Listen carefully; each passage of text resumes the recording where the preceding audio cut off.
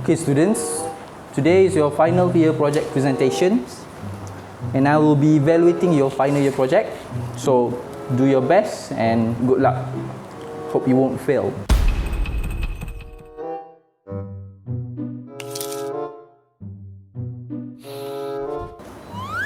So, tell me about your project.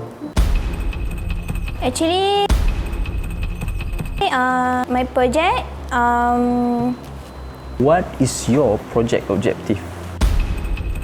My project can tolong our country to many advantage. Enough. If you can't explain your project, how the heck you expect people to understand? Hafiz, what project do you do? お前はもう死んでいる。 Good morning sir. Hari ni saya akan present projek saya.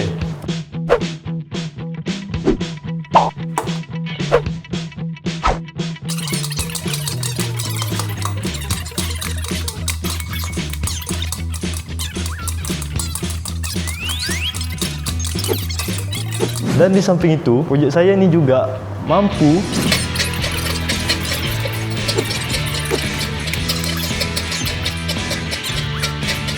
sekian, itu saja daripada saya. Terima kasih.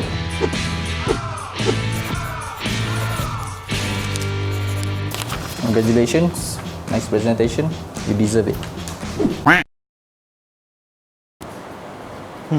Tu kau, tak pandai goreng.